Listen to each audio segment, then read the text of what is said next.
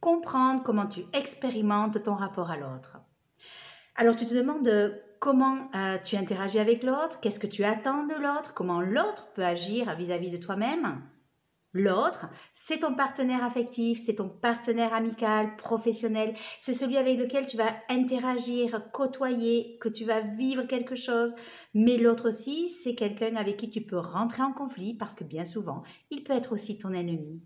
Dans cette vidéo, je vais te montrer et t'expliquer tes attentes, tes projections et comment tu peux interagir avec l'autre à travers le signe qui se trouve sur la pointe de ta maison 7, qui se trouve donc lui aussi à l'opposé de ton ascendant. C'est pourquoi on parlera plus d'un axe ascendant-descendant plutôt que du signe lui-même. Cette vidéo est la première vidéo d'une petite série de 4 où nous allons aborder respectivement les ascendants. Et je prends mon petit papier, Balance, Scorpion et Sagittaire avaient respectivement leur maison 7 dans le signe du Bélier, du Taureau et du Gémeaux. Bonjour, moi c'est Angélique de Ressourcea Astrologie 65 et j'accompagne des personnes comme toi à comprendre, à dépasser et à libérer leurs blocages grâce à l'astrologie et à d'autres outils que j'ai en ma possession. Alors si toi aussi tu es désireux d'apprendre à mieux te connaître, toi et ton entourage, tu trouveras un lien en dessous de la vidéo sur ma formation astrologique. Alors n'hésite pas à partager, à liker, à commenter, à t'abonner à la chaîne YouTube si ce n'est pas déjà fait. Et moi, je te souhaite de passer un agréable moment.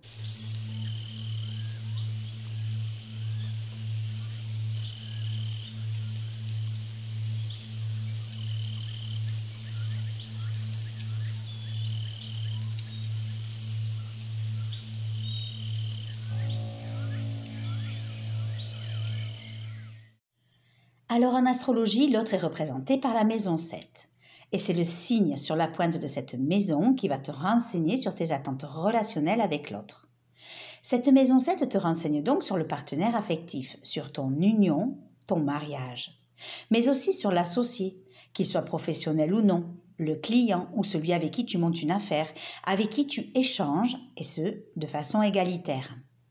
C'est aussi l'adversaire lorsque la relation tourne mal et qu'il s'ensuit des disputes, des conflits, des divorces et toute forme de procès. Donc tu as bien compris que cette maison nous procure autant de bonnes choses que de choses difficiles. Apprendre à te connaître à travers ton ascendant, c'est bien, mais si tu ne sais pas comment tu interagis avec l'autre, en cherchant à comprendre le signe opposé à ton ascendant, tu restes incomplet ou incomplète. Donc si tu as ta maison 7 en bélier, sache que tout ce qui est mariage, union, association peut être vécu avec autant de fougue que de déception. N'oublie pas que ce signe est maîtrisé par Mars, le dieu de la guerre, ce qui ne va pas arranger tes relations, car il se peut qu'il y ait toujours une note d'agressivité ou de conflit dans tes diverses associations. Mais comme tu as un ascendant balance, tu peux arriver par moments à temporiser, à arrondir les angles, à être un peu plus souple, un peu plus malléable. Sache que cette maison 7 en bélier te fait réagir par l'instinct. Tu peux autant aimer que détester, ou porter des jugements sur autrui. Du coup, tu peux attirer à toi des personnes à forte tête, ou qui se confrontent à toi, ou que toi, tu te confrontes à eux. Il va te falloir apprendre à décider par toi-même et à ne pas te laisser envahir par un relationnel qui semble vouloir t'imposer leur vision des choses.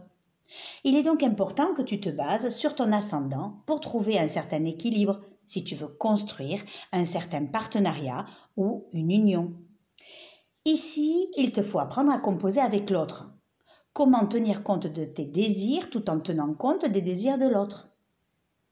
Tu as dû t'apercevoir que tu n'avais pas de problème à rentrer en relation avec l'autre et que tu abordes l'autre sans préjugés, sans méfiance, parfois avec une certaine naïveté.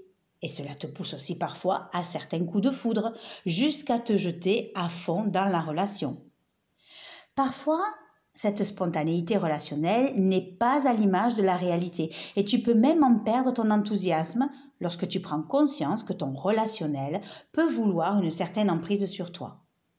Tu es donc attiré par toutes les personnes qui vont dégager des énergies béliers, des énergies martiennes, où se mélangent courage, force, spontanéité, passion, désir, volonté et action. Car tu peux toi-même aussi incarner toutes ces énergies ou alors les rechercher chez l'autre. Tu vas donc chez l'autre rechercher la franchise. Tu vas vouloir ou tu espères que les gens soient honnêtes, qu'ils te disent les choses et qu'ils soient entiers. Par contre, ce que tu détestes par-dessus tout, c'est l'hypocrisie, le mensonge, la tromperie et la mièlerie. Dans tes relations, tu es spontané, vivace, tu t'emballes, lorsque l'autre n'en est lui qu'à évoquer l'entente ou l'association. Et comme rien n'est calculé chez toi et que tu es très spontané, il peut t'arriver d'avoir des maladresses car tu ne réalises pas toujours la portée de tes actes. Mais tu peux également rencontrer des personnes à l'image de qui tu es, en sachant que tu détestes les complications ou les compromis parce que tu es entier. Donc c'est tout ou rien chez toi, même si tu as un ascendant balance qui essaye de jouer au pour et au contre. Sache une chose, c'est que normalement tu es d'une grande honnêteté relationnelle et que si tu es en présence de l'autre, c'est que la relation vaut le coup d'être vécue. Par contre, lorsque tu décides de quitter une relation qui devient moins passionnelle, tu ne t'accommodes pas d'un chaud ou d'un froid. Peut-être que ton ascendant te fera hésiter pendant un temps, mais dès que tu vas ressentir le besoin ou l'utilité que ce n'est plus pour toi, tu vas alors couper pour reprendre ton autonomie. Et tu préféreras toujours une bonne colère que des non-dits. Maintenant, si tu as ta maison 7 en taureau, sache que la passion ne fait pas partie de tes prérogatives chez toi car il y a un besoin de stabilité et de sécurité. Maîtrisé par Vénus, c'est la voix du cœur qui est important, qui te fera choisir tes partenaires très consciencieusement et qui, avec ton ascendant Scorpion, te donnera une tendance déterminée, profonde et dotée de magnétisme. Peut-être as-tu l'impression que l'autre est plus gai ou jovial, et c'est ce que tu peux aller rechercher chez l'autre, car peut-être crois-tu ne pas avoir ces qualités, et peut-être les envies-tu chez l'autre. Il se peut que tu confondes rapport de force et force du lien, à essayer de jongler entre ton ascendant Scorpion et ton descendant Taureau. Tu as besoin de stabilité dans la durée, tu as besoin de t'enraciner, et tes besoins affectifs sont importants. Parce que tu as besoin d'être rassuré, encouragé, dorloté. Tu ressens le besoin de construire une relation saine, lentement. Tu peux alors ressentir parfois autant d'attirance que d'incompréhension. Tu peux avancer vers l'autre avec prudence, persévérance, fidélité, car ce qui te rassure, c'est vraiment ce petit, on va dire, cocon. Il se peut que tu vives des tiraillements entre le fait de donner et de lâcher. Tu peux être agressif ou brusque pour maintenir l'équilibre. Parfois, le Scorpion peut prendre le dessus et te faire expérimenter des rapports de force, de domination ou de sexualité parfois excessive. Tu ne t'engages pas à la légère et une part de toi redoute en réalité d'affronter un pouvoir égal ou supérieur au tien. Et tu seras donc attiré par tous ceux qui ont des énergies taureaux ou des énergies vénusiennes, pleines de charme, de sensualité, des gens voluptueux. Tu aimes les personnes productives, honnêtes, franches. Des gens qui sont sûrs, solides, qui ont une capacité de travail importante, qui sont patients et déterminés. Tu peux rencontrer des obstacles avec des gens têtus, obstinés, et où tu auras beaucoup de peine à les amener à changer ou à faire des choses à l'improviste. Mais peut-être que toi aussi tu es têtu, obstiné, et qu'il est difficile de te faire changer de point de vue. Et pour cela, il peut t'arriver d'avoir de temps en temps des colères fortes ou de ruminer. Maintenant, si tu as ta maison 7 en Gémeaux, tu peux te sentir curieux ou être attiré par une liaison ou une personne plus jeune, car maîtrisé par Mercure, il peut y avoir également une certaine attirance par le côté double des relations. Tu peux rechercher la légèreté, parfois tu peux te disperser. Avec ton ascendant Sagittaire, tu peux envier la facilité des contacts, simples et immédiats, dont certains font preuve, car tes rapports avec les autres sont censés être faciles. Tu es attiré par le mental, la connaissance, et tu peux avoir aussi du mal à doser la qualité de tes relations. Parfois insatisfait, tu as envie ou tu as besoin d'un ailleurs que tu crois beaucoup plus séduisant peut-être, ce qui te permet d'avoir des échanges faciles et des contacts aisés. Cependant, tu peux manquer parfois de persévérance dans tes relations.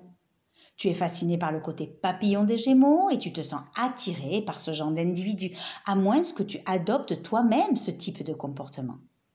Ce qui t'intéresse avant tout, c'est l'échange d'idées, de paroles, et tu peux trouver aussi des relations platoniques, de simples flirts, verbaux ou écrits. Parfois rebelle, tu peux être moins tolérant, moins intéressé aussi par les autres, avec ton descendant Sagittaire, et être plus souple avec les Gémeaux. Il te faudra faire attention aux relations superficielles car tu as une nature spontanée à aller au-devant des gens, mais ta fierté Sagittaire peut parfois créer des obstacles relationnels, même si tu te sens à l'aise dans les échanges intellectuels et cérébraux. Tu sais modeler ton discours en fonction des attentes d'autrui, tu peux t'engager aisément, mais rien ne prédispose que la relation sera durable, car tu aimes le côté imprévisible chez les gens et cette insaisissabilité. Tu aimes voir ce côté enfantin chez l'autre et tu peux toi aussi avoir ce côté enfantin, comme s'il y avait un refus de grandir. Les rapports peuvent être changeants, parfois indécis, manquant de stabilité. Toi, qui préfères apporter toute fantaisie ou créativité.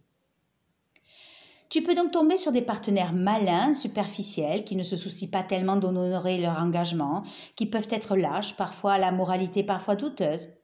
Comme tu peux également cumuler plusieurs liaisons, car une part de toi reste toujours plus ou moins avide de liberté.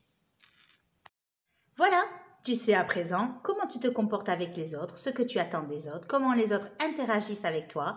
Et sache que bien souvent, tu vas aller chercher chez l'autre ce qui te fait défaut, ce qui te manque pour arriver à équilibrer ton être intérieur.